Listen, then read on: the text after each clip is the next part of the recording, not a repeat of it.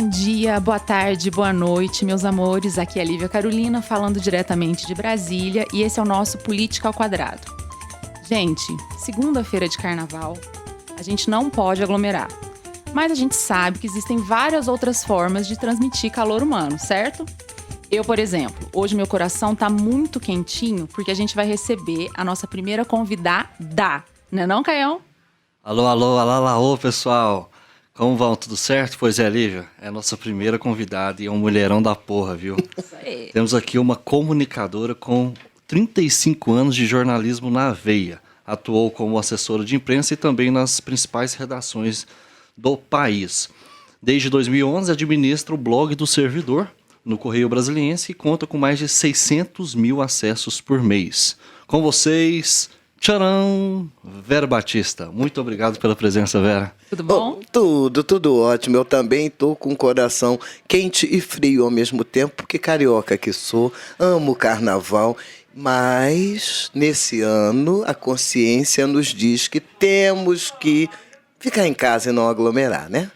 É isso, falando em carnaval, Vera, esse carnaval, né, por motivos ruins mesmo, né, ele vai ser inesquecível em nossas vidas. Eu queria saber de você qual foi um carnaval inesquecível pelos melhores motivos, um que você não esquece, qual contexto foi, que ano foi, que você pode contar pra gente. E se você não contar tudo, a gente vai pensar coisa pior, hein?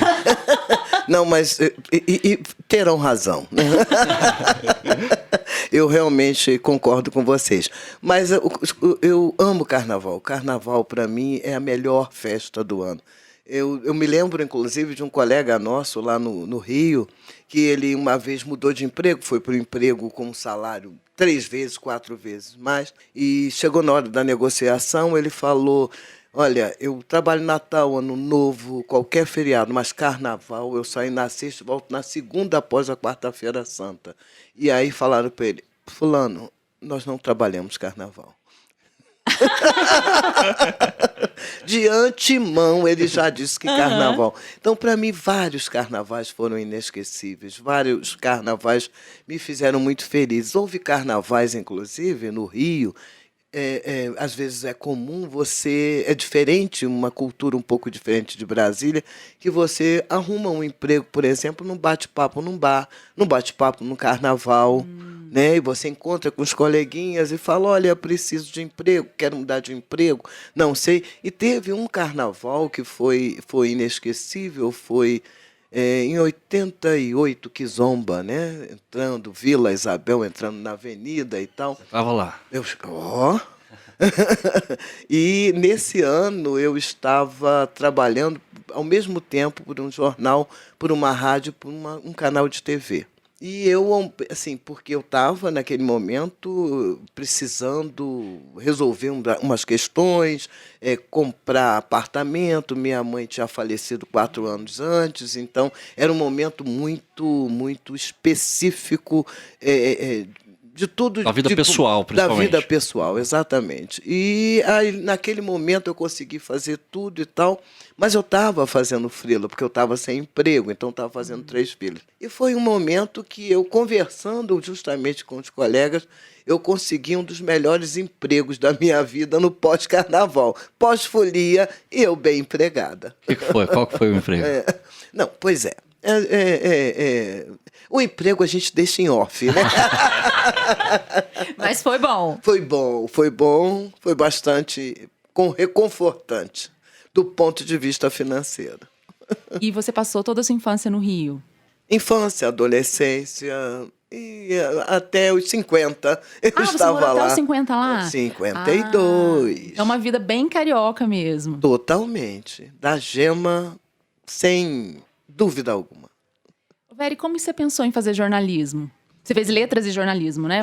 Eu fiz letras primeiro, porque na minha época, né, o que se dizia, a cultura era de que as mulheres elas têm que ter profissões comportadas, assim como professora, e tal, e no máximo ela poderia ser uma arquiteta, mas assim, uma decoradora de interiores, quer dizer, a mulher tinha que saber o seu lugar, principalmente a mulher preta, né? A mulher preta ela tinha que entender que ela é inferior, que o lugar dela não é junto ali com os brancos, entendeu? E você, obviamente, não concordava. Pois é, eu nunca achei que eu tinha algum lugar que tinham que me colocar nele. Eu achei que eu tinha que descobrir qual seria. Mas aí no início a gente tem todo aquele processo, a gente alisa cabelo, a gente tem todo aquele comportamento e a gente, por conta da cultura também, a gente acaba até incorporando, sendo discriminada, a gente incorpora a discriminação em relação ao outro. É um sentimento muito, muito dúbio, muito engraçado. É uma consciência que você tem hoje ou que naquela época você já sentia isso? Eu começava a perceber já naquela época isso, né?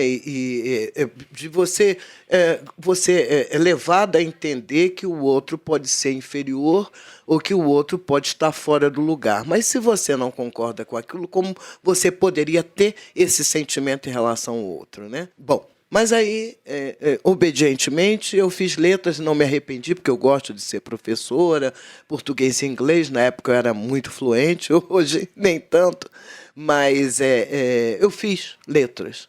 Mas, ao fazer letras, eu comecei a descobrir os meandros da comunicação. Comecei a entender e comecei a me apaixonar verdadeiramente pela profissão. É uma coisa que a gente trabalha, a gente sofre. Hoje em dia, então, na pandemia, trabalha 12, 13, 14 horas, 16 horas por dia, mas é aquilo que eu realmente gosto de fazer. Eu descobri que é isso, era esse o meu caminho. Então, assim, nas letras, né, fazendo letras, te abriu a porta para o jornalismo. Teve algum jornalista específico, algum cronista que você leu, que você falou, eu quero trabalhar em redação por causa dessa mulher, desse cara aqui que é muito bom? Teve alguém específico, um conjunto, um jornal específico, por exemplo, Pasquinte, alguma coisa assim que te levou para o jornalismo? Na época o JB, Jornal do Brasil, existia. E JB era uma referência, então todo mundo queria trabalhar no JB. Cheguei a trabalhar também no JB, não naquele momento, né? Mas o que mais me chamou a atenção foi que eu estava na Faculdade de Letras e a faculdade tinha umas pessoas quase todas brancas, e na época a faculdade você não via praticamente preto, não via praticamente pobre, porque era um investimento, né? Era muito mais caro do que hoje, sem bolsa, sem crédito educativo, era um negócio muito difícil de você conseguir, mas e aí tinha um grupo de pessoas que fazia jornalismo que não tinha recursos. E eles decidiram procurar um nicho. Nunca mais encontrei essas pessoas, aliás, eu lamento muito. Fazer um nicho assim, eles faziam umas programações no Rio de Janeiro, mas umas programações que tanto pegava assuntos de economia muito levemente, política muito levemente, mas falava mais das celebridades. Fulano de tal casou, fulano de tal, tal. Aí falava do buraco que existia ali em plena cidade do Rio de Janeiro, tem esse buraco aberto e tal, mas não era só mostrar o buraco no Rio de Janeiro, mas era para mostrar às pessoas que elas precisam, quando encontrar, por acaso, um buraco, quando encontrar um esgoto, ela tem que procurar prefeituras, autoridades. O objetivo não era falar cidadania, daquele buraco. Fazer Exatamente. Mas eles escreviam muito mal. Eles escreviam do ponto de vista jornalístico, o texto era muito legal, mas tinha erros muito evidentes, assim. Dramáticos. De português. E aí começamos a fazer uma parceria.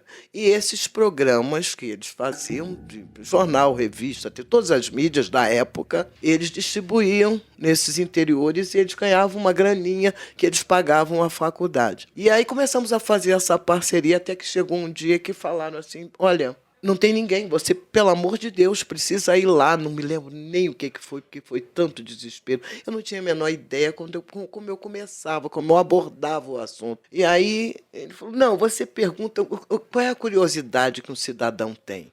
Esse. Então você vai nessa direção da curiosidade, do que o cidadão deseja saber. Bom, aí eu fui e fiz, nossa, mas está ótimo, adoraram. E agora para escrever, como é que é? Falou, olha, Foi a melhor definição que eu acho que eu ouvi do texto jornalístico. Ele falou assim, olha, o texto jornalístico é o romance, o conto de cabeça para baixo. Como assim, gente? Quando você faz um romance, um conto, você começa a dizer, fulano nasceu não sei aonde, ele cresceu, ele estudou, ele se casou, ele teve filho, ele cresceu, ele morreu.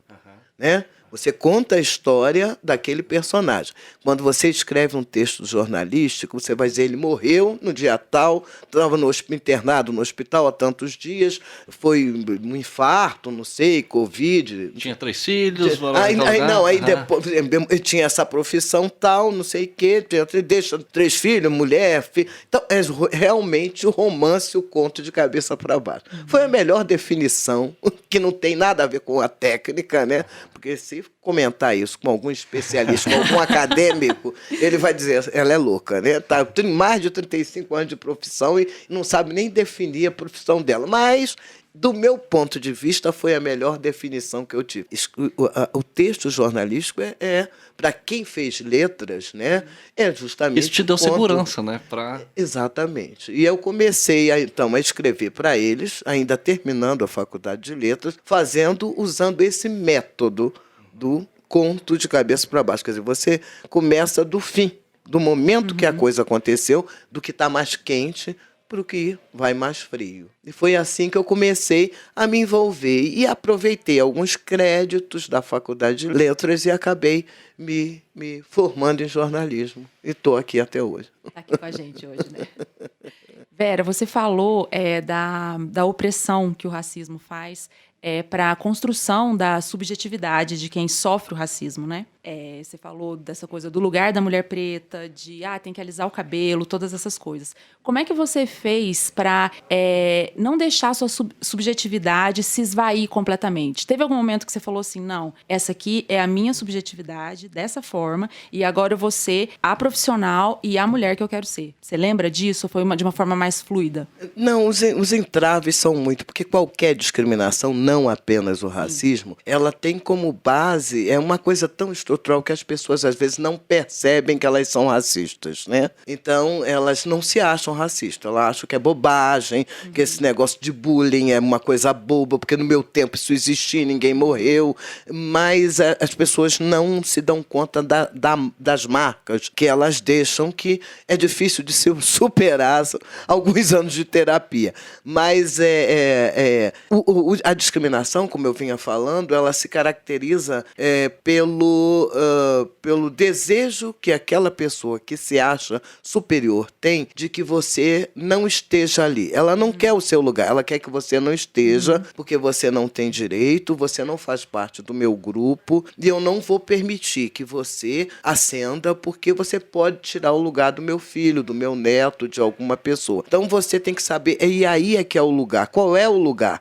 É o lugar que eu defini que você deve ficar. Você deve ficar ali. Quer dizer, você é preta, você tem que entender que você, de certa forma, não tem uma formação, porque 90% eu tive até o privilégio de ter uma boa formação, mas 90% dos presos, né, daquela história que saiu da senzala e foi para a favela, e 90% não tem mesmo acesso à educação de qualidade. E quando ele chega num determinado ponto da vida, ele evidentemente não tem como competir. Então, para o outro que se acha superior, ele pensa que aquilo é um favor, é uma caridade. Mas que essa caridade pode prejudicar o meu filho, o meu irmão, o meu primo, porque essa pessoa sem capacidade, ela não pode estar aqui. Ela não tem competência para estar aqui. E quando você mostra que você batalhou e que você tem competência, aí às vezes é melhor, porque as pessoas entendem, não, mas essa aí, né, é uma exceção.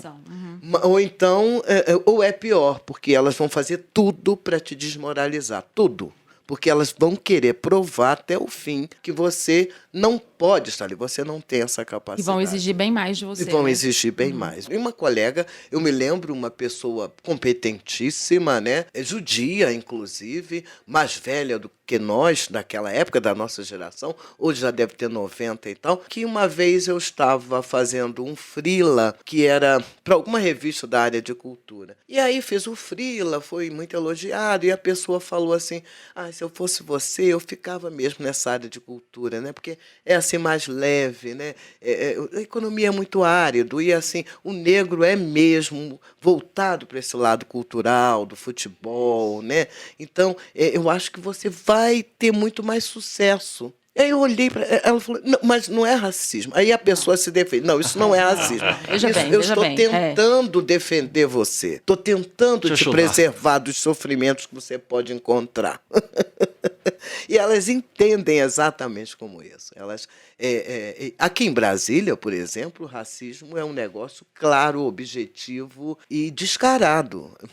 Muito mais do que no Rio, né? Que no Rio também tem, embora o Rio tenha uma democracia muito... Mas é o lugar onde as pessoas perguntam, você sabe com quem você está falando, é onde as pessoas dizem que as pessoas que vieram de fora são aquelas que trouxeram problemas para Brasília. Quer dizer, é um lugar onde as pessoas não fazem questão de te abraçar, e é um lugar onde as pessoas dizem, não, porque meu pai era isso, meu avô era aquilo. Elas, na maioria das vezes, nem sempre elas dizem que elas são, porque muitas vezes elas não são nada.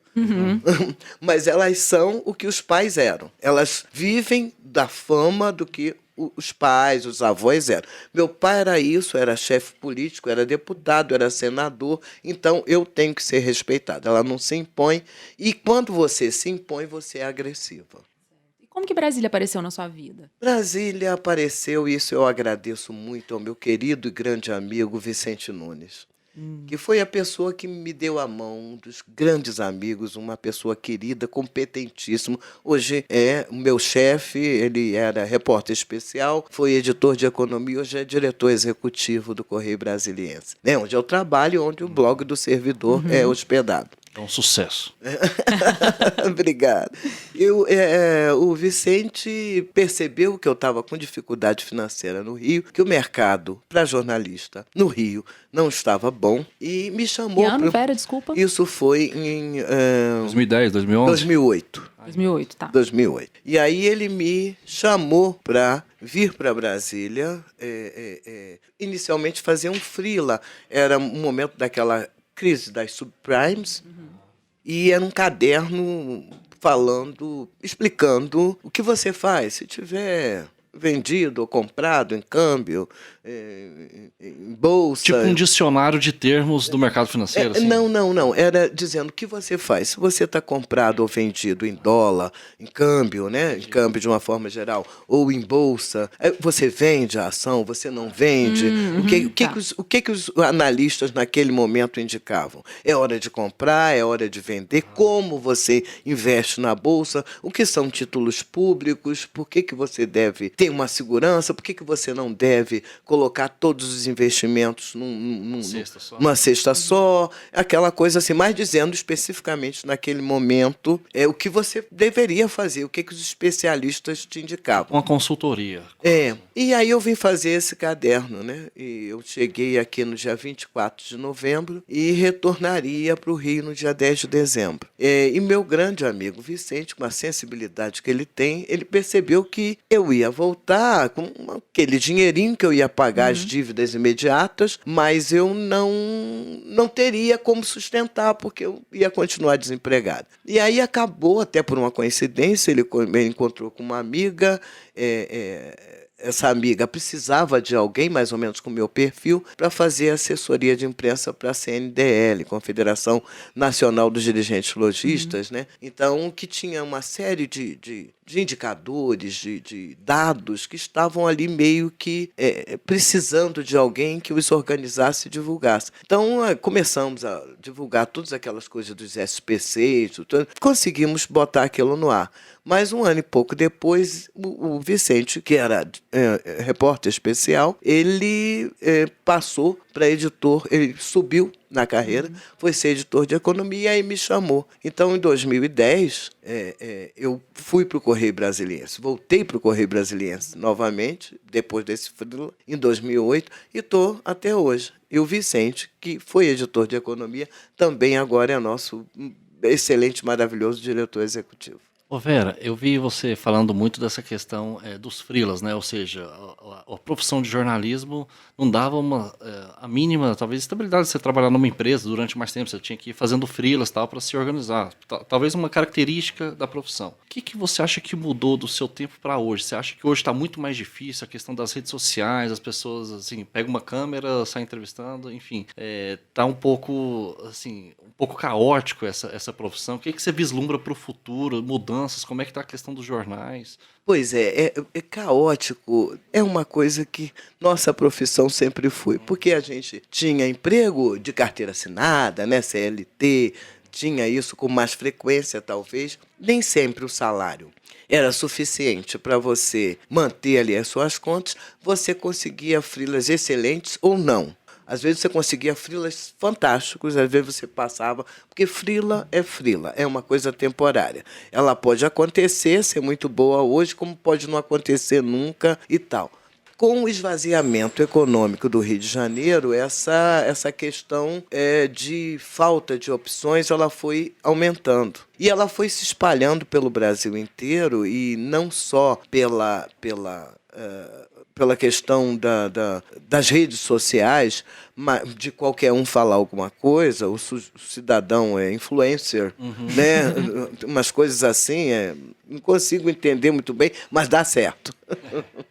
A linguagem é outra, mas não só por isso, não. A impressão que a gente tem é que o mundo mesmo mudou, o caminho do mundo tomou outro rumo. E pessoas e empresas começam a ter um retrocesso muito grande de tudo aquilo que foi defendido na CLT, que são os trabalhos temporários, que são outras formas de relação, e outras formas até mais frias de relação, né? De você ficar em casa, de você ficar no seu canto, de você não se relacionar, querendo ou não, achando bom ou não, ruim ou não, é essa nova realidade. Mudou tudo, todo mundo teve que se reinventar. Não creio que o jornal vá acabar, porque quando surgiu a TV se dizia que o rádio acabaria, e não acabou, está aí firme e forte, mas ele se reinventou. Então o jornal vai ter que se reinventar, e o caminho que a gente ouve e muita gente indicar, e que eu particularmente até acho que pode ser esse caminho, ainda não tenho na minha cabeça um desenho exato de como isso aconteceria. Mas o que eu acho é que o jornal vai passar a ser mais digamos assim, um instrumento de consulta. Não vai ser apenas o factual do dia anterior. Ele vai ter que ter um plus, uma análise muito maior, muito mais profunda do que aquele fato, aquela notícia representa, do que a própria notícia em si, que todo mundo já viu, né? Eu acho que um novo desenho vai surgir por aí, mas também não sei se isso vai acontecer, porque há uma outra questão, uma demanda muito grande, é até que ponto o jornal vai se transformar numa coisa de elite, porque normalmente quem se preocupa com uma análise mais aprofundada pode ser aqueles que têm, digamos, um tempo na escola maior.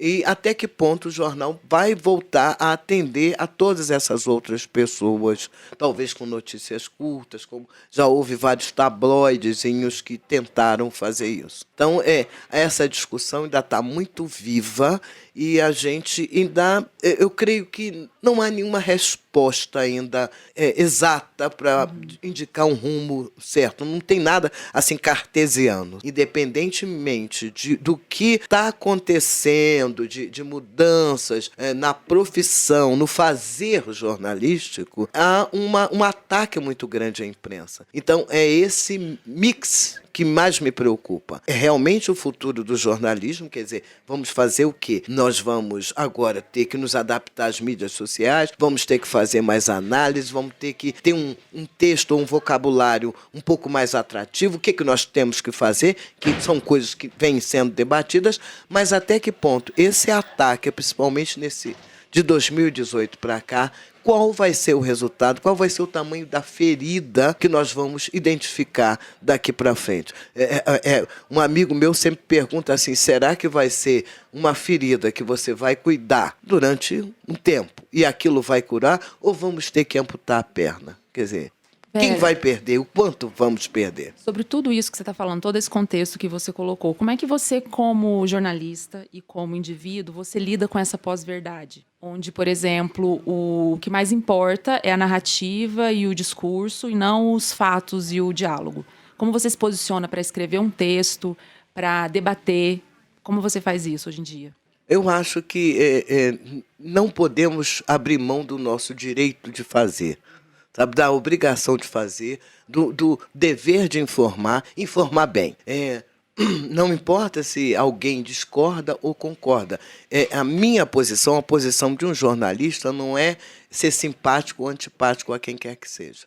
Né? A função do jornalista é informar para que todas as pessoas, não importa se você concorda com elas ou não, tenham a mesma qualidade de informação. Então, isso é uma coisa que não tem como abrir mão, você vai ter que lidar com isso dessa forma. A sua capacidade de enfrentamento tem que partir desse princípio. Eu tenho que informar a todos da mesma forma. Eu me lembro quando eu comecei no blog do Servidor, que havia algumas carreiras que perguntavam assim para os seus próprios assessores de imprensa: eu não estou entendendo, a Vera, de que lado ela está? Falei, mas eu não estou de lado nenhum. Um blog é do servidor. Ele tem que ter informações sobre todas as carreiras. E nesse universo de servidor, que no Brasil, se você somar servidores federais, estaduais, municipais, autarquias, fundações, são 11 milhões e poucas pessoas, né? Nos federais são cerca de 1.600.000, 1.500.000, sei lá, porque isso flutuou um pouco, e quase 600 mil aposentados. Então, o que eu preciso é mostrar que eu não tenho lado. Exatamente isso. O que eu preciso é mostrar que tem servidores de direita, de esquerda, de centro, direita, de centro-esquerda, e o blog ele tem que contemplar todos. Eu não posso... E se o governo mandar alguma notificação, algum comunicado, este comunicado tem que ser publicado porque ele se refere a alguma carreira, a algum servidor, alguma categoria. Então, o governo, onde os servidores atuam, nas autarquias, nos órgãos governamentais. Então, se eles estão lá dentro, o que sai dali de dentro, seja oficial ou não, tem que ser contemplado. Demorou um pouco para que eles entendessem isso. E tem alguns servidores de algumas carreiras que são meus amigos hoje em dia e tal, mas no início foi também um trabalho talvez mais árduo do que no início do jornalismo. Foi muito difícil, porque primeiro já cheguei a uma certa idade que é mais difícil você entender lá os trâmites, né, da internet, das redes sociais. A linguagem que você tem que ter, a questão de você ser tempo real. Quer dizer, para mim o tempo sempre foi real. Ele nunca deixou de ser, ele nunca foi real. Mas aí a noção de tempo real é uma coisa, é que acontece agora, você passa agora. E a dificuldade foi maior porque os servidores achavam que o blog do servidor seria uma espécie de sindicato, de federação, que ali ele falaria bem do servidor. Né? Então, quando eu fiz matérias contra, por exemplo, auxílio moradia para magistrados e procuradores, né? Basicamente o judiciário MPU né? Quando eu falei contra os honorários de sucumbência dos advogados da União ou da Receita Federal, bônus de eficiência, eles ficaram ofendidíssimos, brigaram comigo, foi uma coisa horrorosa, porque você está contra o servidor. Esse blog não é o blog do servidor, é o blog anti-servidor. Tem que trocar o nome. Tem que trocar o nome. E aí nós conseguimos finalmente ajustar que ali eu não sou uma federação, uma confederação, um sindicato. Se eu tenho, seja qual for a minha tendência política, ela não pode ficar evidente no blog. No blog, isso não pode ficar evidência. Eu tenho as minhas vocações, que quem é meu amigo, minha amiga, quem convive comigo, ele sabe exatamente o que eu penso. Mas o blog, aí sim, não é o lugar de você mostrar que você é de direita, de esquerda, de centro, que você gosta do fulano, que você não gosta do Beltrano. Ali não é o lugar de você fazer isso. Ali é o lugar de você deixar que quem apoia fulano fale, mandou, eu publico. Quem apoia o Beltraninho também vai falar, mandou, eu publico. Então, ali uma radiografia do que o serviço público pensa, do que cada servidor, de qualquer que seja o lado, pensa. Agora, qual vai ser majoritário? Vai ser de acordo com o tamanho, digamos, dos acessos, com o tamanho da demanda por determinada postagem. Isso você foi azeitando ao longo do processo ou quando o seu chefe te designou para isso? Porque você chegou no Correio Brasiliense em 2010, né? Uhum. Aí fala um pouco o que você cobria e depois chegou essa missão. Bom, 2011 você vai administrar o blog do servidor. No finalzinho, quase 2012. Qual foi a missão dele? Assim, eu quero que você multiplique esses acessos. Isso você fez assim com folga. Mas ele já tinha dado essa questão, olha, isso aqui é um ambiente plural, tal, você não vai poder ficar se posicionando sempre e tal, ou isso você foi vendo ao longo do caminho? Pois é, o jornalismo, infelizmente, tem umas coisas assim, principalmente quando você chega a uma determinada idade, as pessoas pensam que você sabe tudo. Então, um negócio é assim, você vai fazer isso. Nunca tinha cobrido servidor na vida? Não sabia. Que era, nossa senhora, tinha umas siglas que eu fiquei desesperada. E, bom, aí saiu o querido Luciano, que fazia muito bem esse blog. O blog ficou parado um tempo. Quando eu comecei, o blog tinha uma média de 14 mil acessos por mês, né? E ali, eu fui começando ali. E aí foi o momento, em 2012, da primeira greve dos servidores, a grande greve, né, aqui em Brasília, pelo menos, quando eu já estava em Brasília. E foi uma greve geral. Então, nós íamos para o Ministério do Planejamento, antigo, que agora tudo é Ministério da Economia, e o secretário de Relações do Trabalho, que era o Sérgio Mendonça, né, um cara muito, muito legal, muito, muito interessante, ele ficava, às vezes, até meia-noite, 1 hora, atendendo diversas carreiras do serviço público, né? São 270, 240, não me lembro, agora carreiras, e ele atendia praticamente todas. E a gente ficava até meia-noite, 1 hora, até ali. Eu fui começando a conhecer as pessoas naquele momento da greve. Fui começando a entender como funcionava internamente o serviço público, que existe uma lei 8.112 que, né? Você foi aprendendo tudo ao longo do processo. Fui aprendendo tudo ao longo do processo. E naquele momento também eu não tinha muito contato com o tempo real, quer dizer, era ainda aquele velho hábito de anotar e escrever quando chegasse na redação, e o blog tinha 1, 2 ou 3 posts assim por mês. E até que as pessoas começaram a me cobrar. Mas espera aí, quando você bota alguma coisa, isso tem um reflexo muito grande. Então todo mundo começou a querer fazer aquilo. E começamos a fazer. Comecei a dar mais atenção ao blog, comecei a ter que escrever direto no computador. Gente, isso foi uma novidade. Em loco, às vezes você estava lá no planejamento e já começava a escrever. Imagina, para mim isso era uma inovação assim, que eu imaginei que nunca ia chegar na vida, né? Mas aí eu comecei a escrever e aí comecei a acessar. Era muito engraçado, até hoje aí de mim, que aí o negócio some. Não sumiu, Vera, tá aqui. Ai, meu Deus do céu! Aquelas coisas. Tem hoje, as meninas lá no jornal morrem de rir de mim, os mais jovens, mas volta e meia isso acontece, é uma coisa muito engraçada. Mas eu fui aprendendo, e aí eu já tinha trabalhado em televisão há muito tempo, já tinha trabalhado em rádio há muito tempo, mas isso há muito tempo, já tinha participado de vários programas de debate, né? E aí eu comecei a fazer consultoria, comecei a fazer palestras também, e aí foi ampliando esse universo de coisas que eu fazia há muito tempo, que era consultoria e palestra, que não tinha esse nome, né? Na época não era consultoria, na época era assim, você vai fazer uma assessoria rápida, né? Um gerenciamento de crise. Aí eu aprendi que isso é consultoria, que eu sou uma consultora.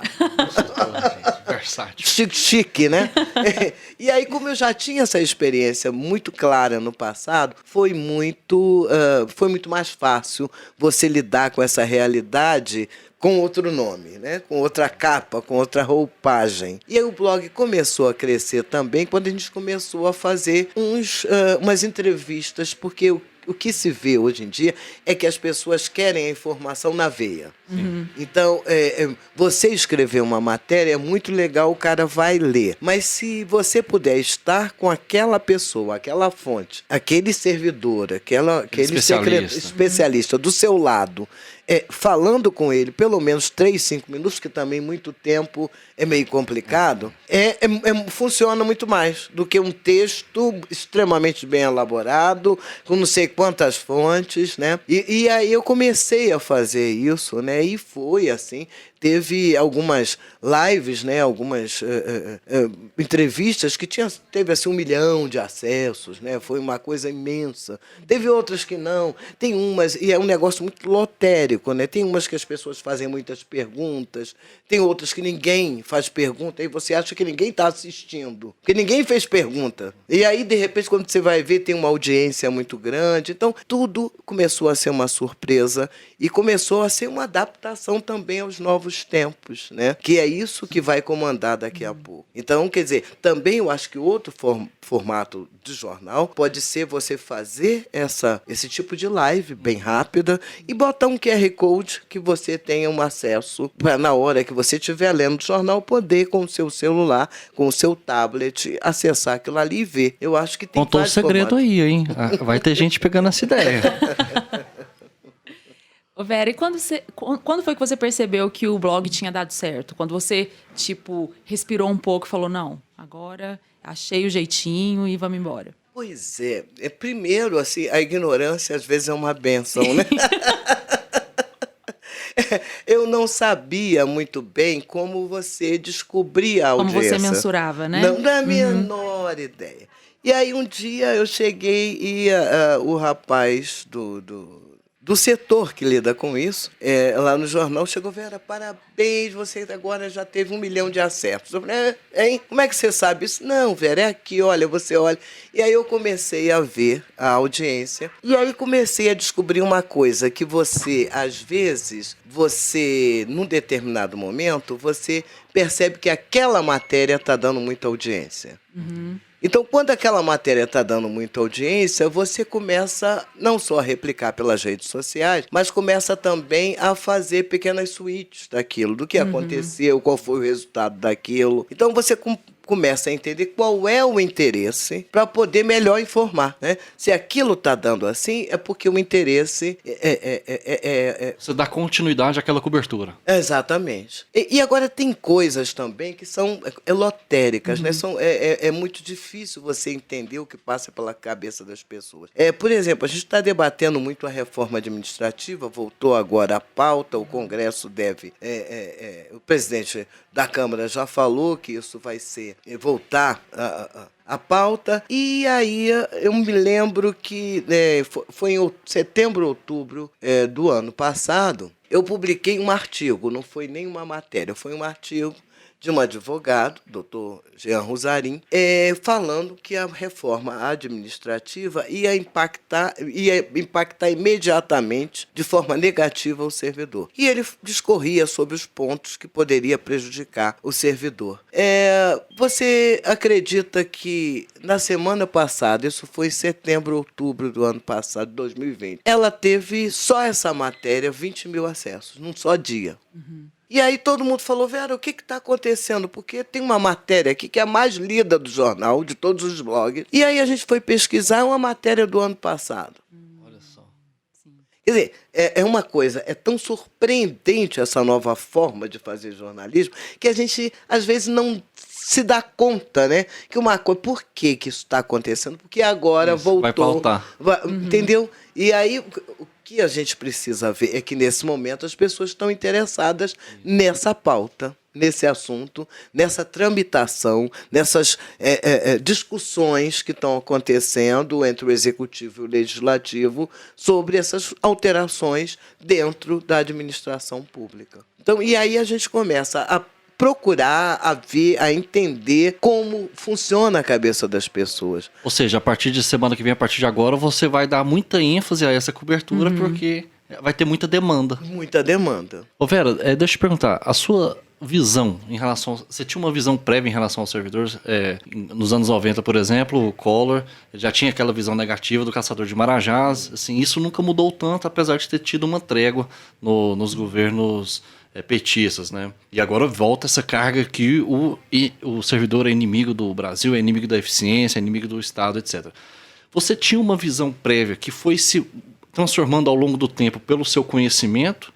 Ou você hoje, você não tinha uma visão, mas você já tem uma percepção muito clara de que esse discurso, às vezes, ele é um pouco enganoso? Olha, eu nunca pensei, nunca achei que o servidor era um marajá.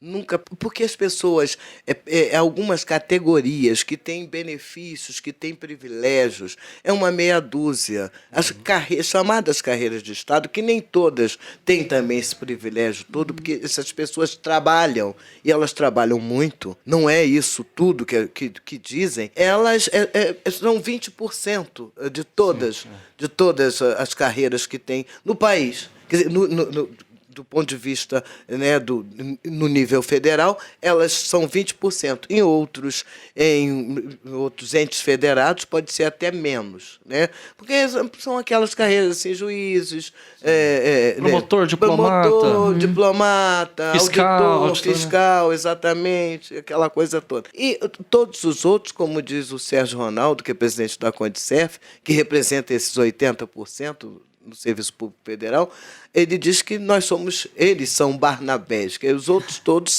não são carreiras de Estado. Sim. Né?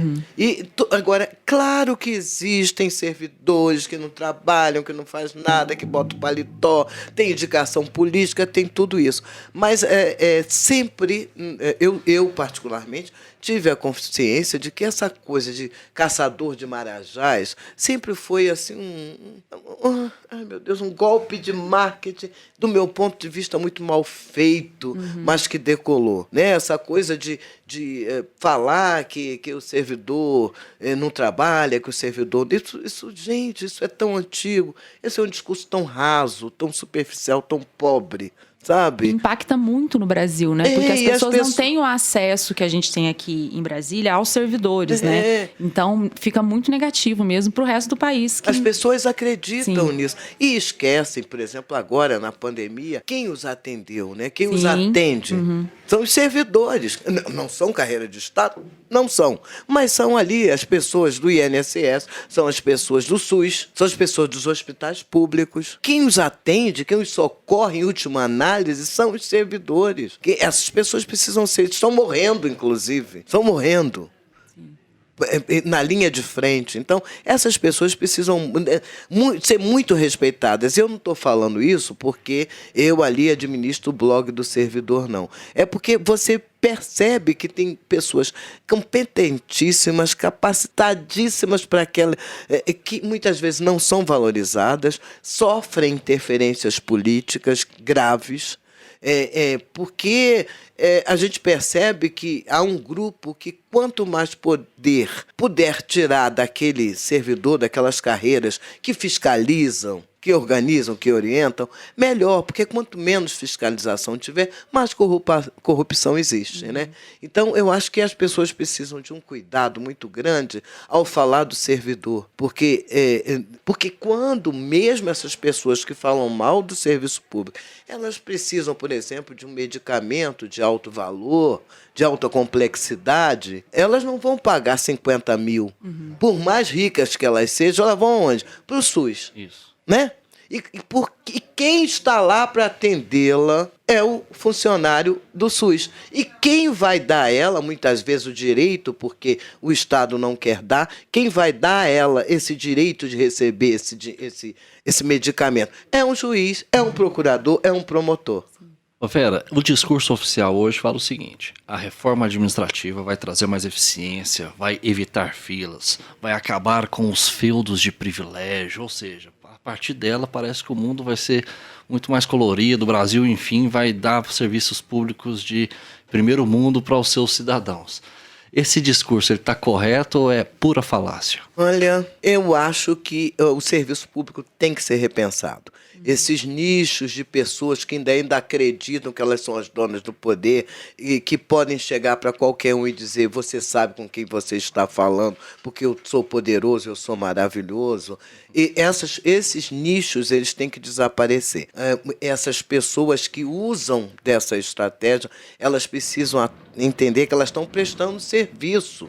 Elas são servidores. Não, a gente vê muito nos poderes, né? Membros dos poderes. Então, assim, juiz não é servidor, ele é membro. Procurador não é servidor, é membro. Não, ele é servidor.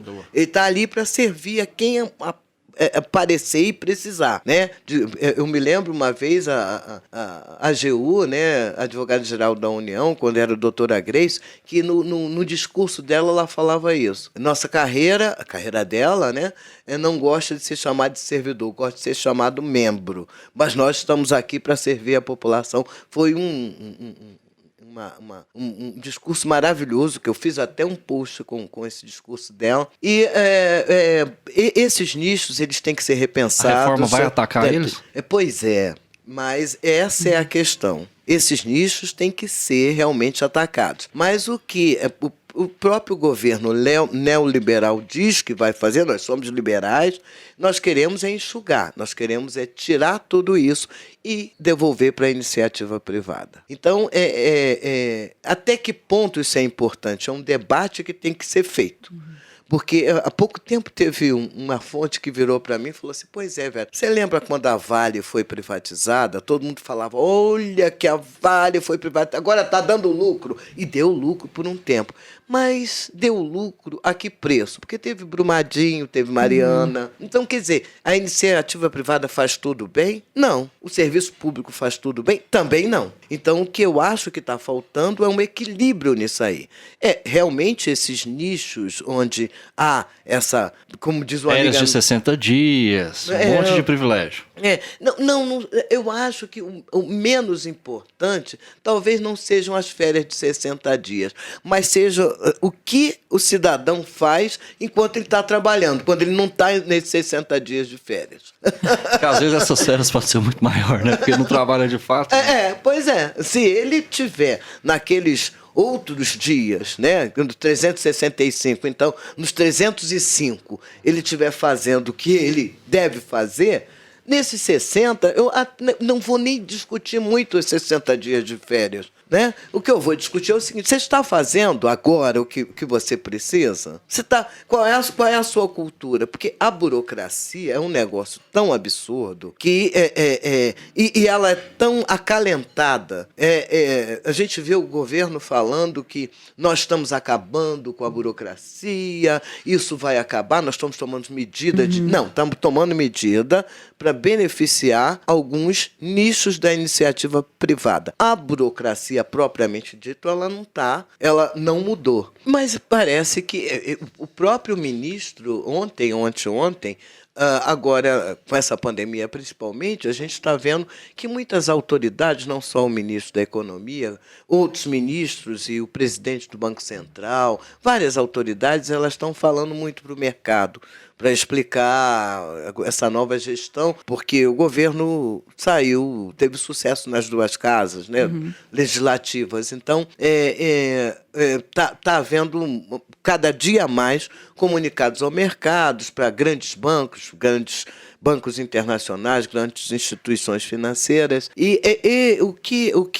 o governo realmente diz, o que ele próprio admite, é que é uma questão de economia, sim. E é uma questão de economia, é uma questão de você economizar, por exemplo, 30 bilhões, agora esqueci a quantia, em 10 anos. São 30 ou 50 bilhões, 300 bi em 10 anos, um negócio assim. Me fugiu um número agora. É esse o objetivo. Sem dúvida alguma, é esse o objetivo. Agora, o governo também alega que novas formas de contratação pela CLT, temporárias, etc., também vão agilizar o serviço público e vão melhorar a relação com a sociedade, porque acreditam esses técnicos que, por exemplo, se uma pessoa fez um concurso para uma carreira, você, no serviço público, não pode tirá-la dessa carreira para que ela faça outra coisa, porque seria desvio de função.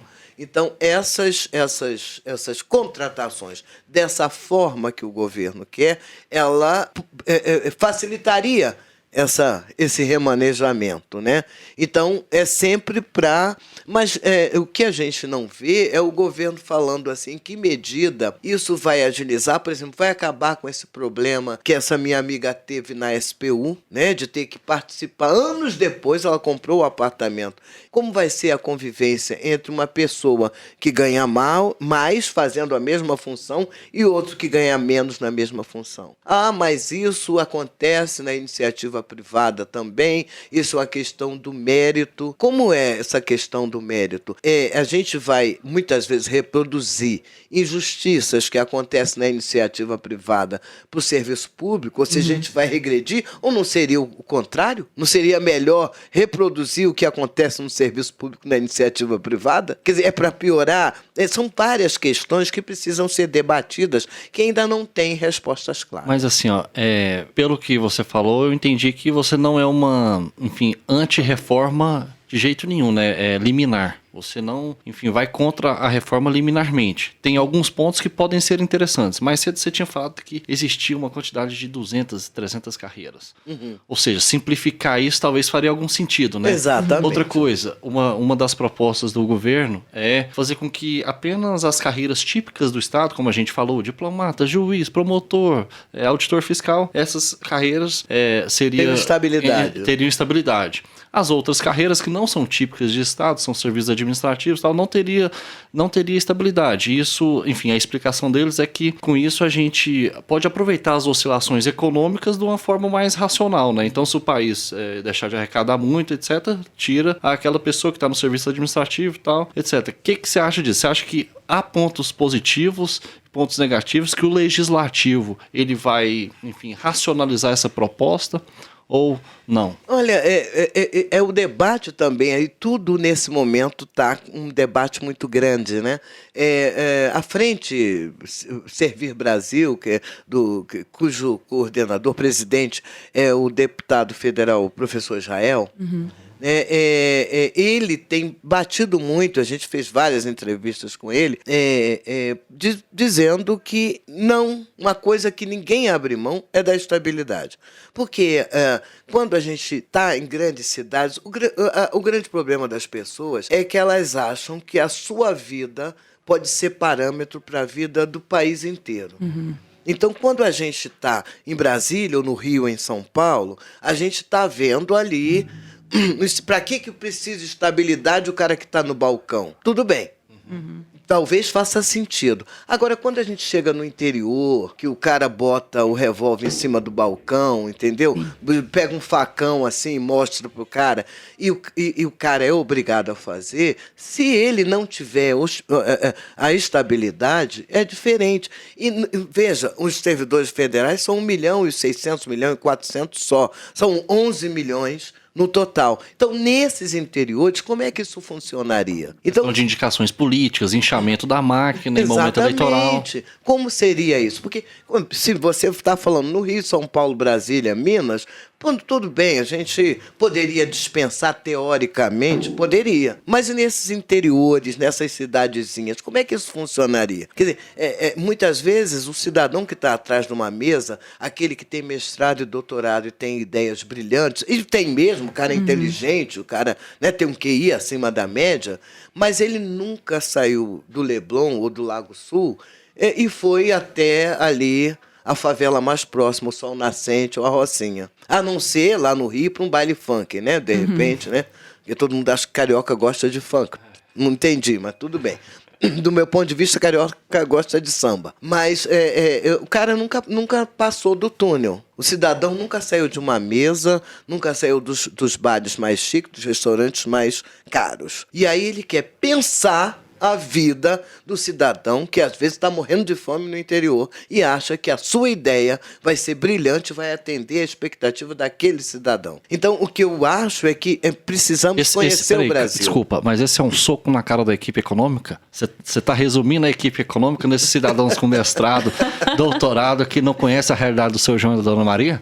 Ela só está fazendo um convite, eu acho. Não, eu estou fazendo apenas, como você falou, Lívia, um convite à reflexão para todas as pessoas, sejam ou não da equipe econômica, né? É um convite para que todos reflitam. Todos nós, inclusive, porque muitas vezes nós nos pegamos com essa ideia de que nós é que sabemos o melhor para o outro. Sim. Né? E a equipe econômica, então, nem se fala, né? Mas muitas vezes a gente vê pessoas, nossos colegas no dia a dia, que eles se acham que por que fulano não faz isso? Por que fulano não faz aquilo? Sem se colocar no lugar do fulano. Então, a reforma administrativa, ela tem que olhar o Brasil como um todo, olhar a nossa realidade. Nós não somos a Suíça, a Suécia, a Inglaterra, né, o Reino Unido, nem os Estados Unidos, muito menos. Embora lá tenha um nível de desigualdade muito grande. Né? Então, o que a gente precisa saber é quais são as demandas dessas pessoas, o que elas precisam. E essas pessoas são tão desconhecidas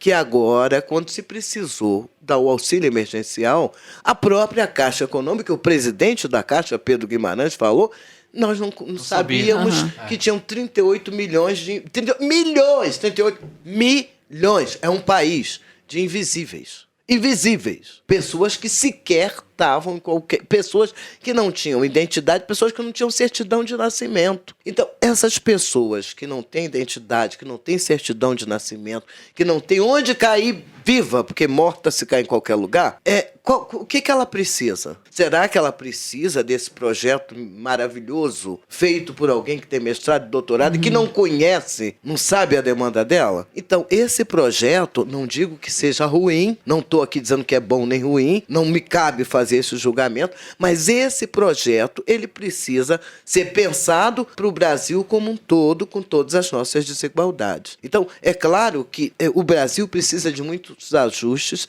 no serviço público não é diferente, precisa de ajustes sérios também, mas esses ajustes eles não têm que contemplar só carreiras de Estado, eles têm que contemplar quem precisa, quem demanda serviço público, efetivamente. Veri, tem uma armadilha que eu não sei se você, nas suas conversas com as pessoas envolvidas, se você já falaram sobre isso, existe uma armadilha em você deixar o serviço público cada vez menos atrativo, né?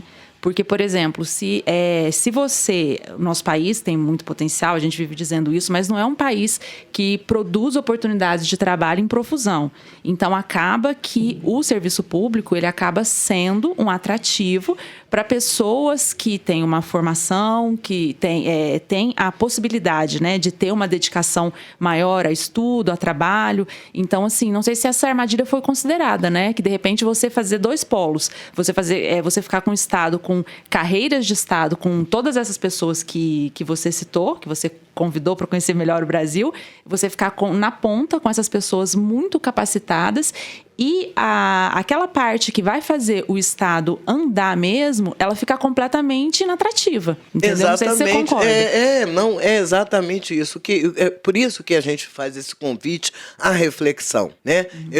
Porque o que a gente tem que pensar é que o serviço público também é uma porta aberta, é uma oportunidade de emprego onde se tem 14 milhões de desempregados num país com essa dimensão. É muito interessante. Tem uma fonte que sempre fala, que é especialista em finanças públicas, sempre fala assim, tem alguma coisa errada. Quando todo mundo quer ir para o serviço público, tem alguma coisa errada. E eu digo para ele, tem uma coisa errada, erradíssima, de uma forma dramática, que é o desemprego. Sim. Então, se eu corro risco, se eu vejo alguém desempregado passando por necessidade, principalmente uma pessoa que tem menos conhecimento acadêmico, ela sabe que ela poderá passar por aquilo, ela poderá passar fome também. Então, qual é a forma? Ir em busca da estabilidade. Se o Brasil tivesse emprego, se o Brasil tivesse oportunidades, se o Brasil tivesse obras públicas, se o Brasil tivesse educação de qualidade, saúde, porque saúde também é muito importante, que quanto mais saúde você tem, mais você trabalha, mais você produz. Quanto mais doente você fica, mais prejuízo você dá ao próprio Estado. As pessoas reagem a incentivos, né? É uma lei econômica. Exatamente. Então, é muito complicado você não olhar de uma forma assim, abrangente tudo o que acontece no nosso país. É uma pena que as pessoas tirem da cartola medidas mirabolantes sem se dar conta que a gente está num país muito específico, muito desigual. É lamentável. É uma coisa que eu lamento. E eu chamo a reflexão não só os governantes, não só esses que têm mestrados e doutorados, que eu falei aqui, mas também essa população de baixa renda, que é a que mais sofre, mas é a que também, muitas vezes, mais tem preconceito, é aquele que mais condena o que está do seu lado. E ela foi educada para isso, para condenar o outro, para defender quem está em cima. Então, eu acho que chegou um momento de a gente incentivar a solidariedade, sabe? Incentivar a compreensão das deficiências, dos defeitos, das qualidades de quem está do seu lado. Não basta olhar para cima só. É excelente quando a gente olha para cima e se mira num espelho maravilhoso onde a gente quer chegar, onde a gente quer atingir. É bom crescer na vida, mas a gente não cresce na vida pisando quem está do nosso lado ou quem está embaixo de nós. Não é assim. Então, essa cultura, sabe, da individualidade, do pisar no outro, de você ser extremamente competitivo sem ética alguma, porque competitividade é maravilhoso, mas sem ética alguma, sem respeito, isso está crescendo de tal forma e pegou todas as classes. Então, um momento de reflexão não é só para quem está em cima. Quem está em cima, embaixo, no meio, do lado. É um momento de reflexão para toda a população. As pessoas estão cada dia mais duras, elas não se preocupam com o outro. A gente vê que as pessoas não se preocupam de forma alguma. Elas só se preocupam com o outro quando elas precisam de alguma coisa. Elas têm a cara de pau de ir até aquela pessoa e pedir ajuda. Mas durante a vida inteira, ela não olhou se aquele que ela pediu ajuda um dia precisou da ajuda. Vera, isso mudou? Na sua adolescência era diferente? Era. Acha então que tá piorando as relações interpessoais no Brasil? Está piorando? Por quê? Não, eu acho que está piorando. Eu me lembro de uma entrevista que o Michel Temer deu. Olha, é difícil dizer um pior momento, viu? Sério? Oh, meu amigo. Por quê? Porque eu tenho a impressão que a imprensa nunca foi tão desmoralizada, tão afrontada, tão ironizada, tão debochada, tão, sabe? Às vezes é muito ruim você ter um confronto, mas um confronto claro, né? Ele é muito mais até honesto. Quando você olha para mim e diz, Vera, eu não gosto de você. Eu convivo com você, porque nós estamos trabalhando aqui no mesmo local e tal. Nós vamos falar o necessário. Bom dia, boa tarde, boa noite, e acabou. E é muito pior do que você ser falso, dizer para mim que gosta de mim, que não é bem assim. Não é esse. E você, por trás, está tentando me envenenar. Exatamente. Então, tudo é ruim, mas aí eu pergunto para vocês o que é pior. É por isso que o racismo no Brasil é tão problemático, porque ele é velado, né? Então, o que é pior? Um apartheid ou o racismo velado? Nenhum dos dois. Mas onde você convive sabendo qual é o seu inimigo? Quando tem alguém da censura do seu ladinho ali, ou quando essa coisa é mais invisível, né? Pois é. É muito complicado. É difícil a gente fazer comparações entre duas coisas desesperadamente negativas. Você se considera livre para escrever o que você quiser hoje? Meu anjo, eu escrevo. Agora, não sei quais serão as consequências. Agora, eu escrevo.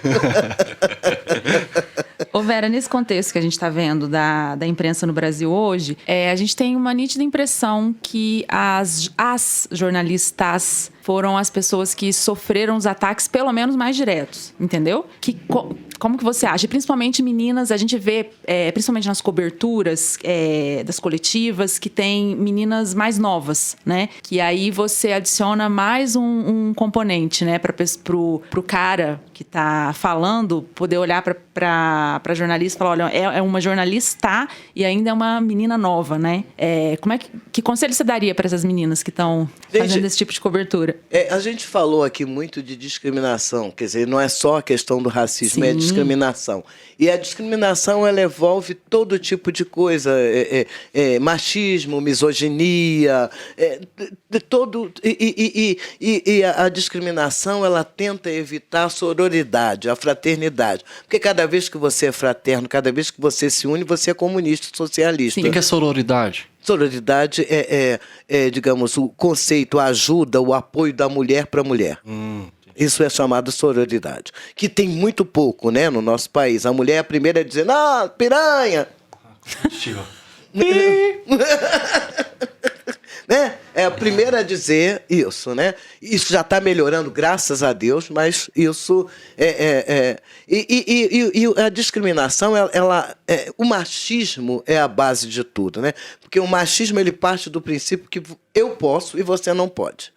Daí, eu sou rico, eu posso, você é pobre, eu não posso. Eu sou branco, posso, você é preto, eu não posso. Dessa questão do machismo, todas as outras discriminações e os preconceitos se reproduzem. Então, num momento em que se ataca a imprensa e que se ataca a democracia, é comum, é esperado que se ataque muito mais as mulheres. Porque as mulheres estão ali fora do lugar. Por que não está ali num tanque, num fogão, né? Por que está fazendo aqui na minha frente? E ainda sendo atrevida, né? Ainda sendo atrevida, fazendo perguntas. Porque essa coisa do poder, do que eu posso e você não pode, ele tem um limite também assim. Eu posso falar o que eu quero e não posso escutar o que eu não quero.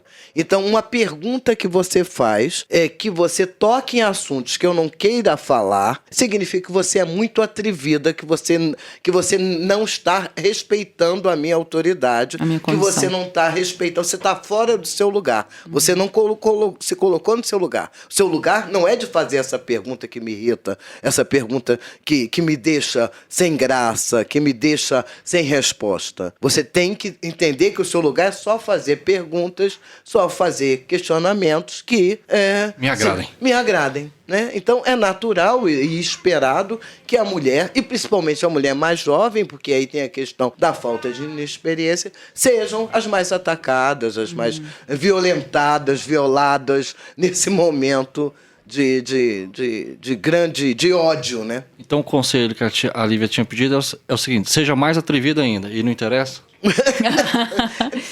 Tudo na vida, como dizia São Francisco de Assis, é o caminho do meio, né? Então, tudo na vida a gente precisa de equilíbrio. Por mais que a juventude seja afoita, a gente precisa entender que tudo pode ter consequência. Então, você tem que saber fazer a pergunta sem perder a delicadeza. Então, é importante sim fazer a pergunta, porque a pergunta, se ela existe, é para ser feita. Né? Mas ela não pode ser agressiva, não pode ser irônica, ela tem que ser na medida certa. Porque o respeito é um caminho de mão dupla. Citando Che Guevara, há de ser duro sem perder a ternura. Ai, que delícia.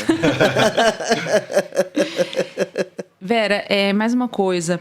Com base em tudo que você veio falando, desde a primeira pergunta que o Caio fez e terminando agora no conselho para as meninas mais novas que estão ali na linha de frente fazendo bom jornalismo, né?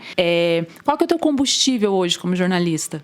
Por que você acorda todo dia? Não, olha, o fato de você conseguir descobrir o que acontece, pesquisar, ter as suas fontes e entender como as coisas acontecem nos bastidores e informar isso de forma clara e objetiva é o meu maior combustível. Logicamente que a nossa profissão tem coisas terríveis, paga pouco, não sei o quê, a gente trabalha demais, tem todos os defeitos, mas é uma paixão. Agora, também uma coisa que eu quero deixar bem clara é que no passado talvez nós permitimos algumas coisas que eu acho que não podem mais ser permitidas, porque o jornalista sempre foi um apaixonado e normalmente os patrões sabiam disso, e como era apaixonado e ia continuar fazendo trabalho de qualquer jeito, era um motivo de se explorar. A gente se deixou explorar muito, se permitiu explorar por conta da paixão, por conta do amor, por conta do dever. Jornalista, na minha época, tinha um lema que dizia: jornalista é jornalista 24 horas por dia. Não, eu sou jornalista 8 horas por dia, o período que me pagam. Depois eu posso pesquisar, é claro que eu não vou ficar surda, muda e cega. Eu vou ouvir as notícias, eu vou digeri-las, mas eu não posso me permitir não ter vida pessoal como acontecia no passado. Então, o respeito também, a gente tem que lutar por ele. Tem que ser, sim, tem que ter paixão para trabalhar nessa profissão, mas tem que entender que tem que ter vida pessoal, porque quanto mais você é feliz na sua vida pessoal, mais combustível, mais alegria você tem para ser uma boa profissional. Caião, vamos fechar com chave de ouro? Momento Jânio Quadros. Varre, varre, varre, varre, varre, varre, vassourinha. Pera. Esse é o nosso quadro fixo, que os ouvintes já conhecem, né? Vou te explicar. Como você sabe, o ex-presidente Jânio Quadros, ele tinha o hábito bucólico de se comunicar oficialmente por meio de bilhetinhos à mão, né? Então, qual que é a proposta aqui? A gente quer que você mande você escolha uma pessoa para mandar uma mensagem. Essa mensagem ela pode ser uma bronca, pode ser uma ordem, pode ser um pedido, pode ser um agradecimento. E óbvio que a gente vai querer saber o conteúdo dessa mensagem, né, Caio? Sim, a gente vai colocar no mural do site que a gente está construindo. Todos os entrevistados, eles têm essa mensagem e estão lá no... Mas eu esqueci de falar uma coisa importante, muito importante. Você tem que se imaginar como presidente do Brasil agora, em fevereiro de 2021, escolher uma pessoa e aí sim você vai fazer essa mensagem. Não é agora uma mensagem geral? Fez mais sentido. Não, é uma mensagem da Vera, presidente do Brasil, fevereiro de 2021. Pode ser um comunicado geral à nação. Não. Meu comunicado geral à nação seria: fique em casa e vacina já. Tá certo, então. Vera, olha só, muito, muito, muito obrigada, sabe?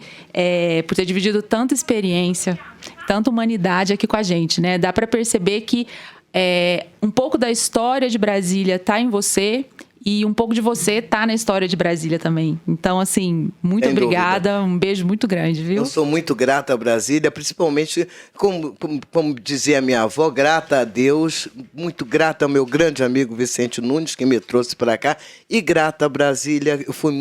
Sou muito feliz aqui. Eu fui, apesar de tudo, eu fui abraçada, eu fui acolhida, eu venci algumas dificuldades, entendeu? Superei muita coisa que eu precisava superar. Então, eu só tenho a agradecer a Brasília e a todos vocês.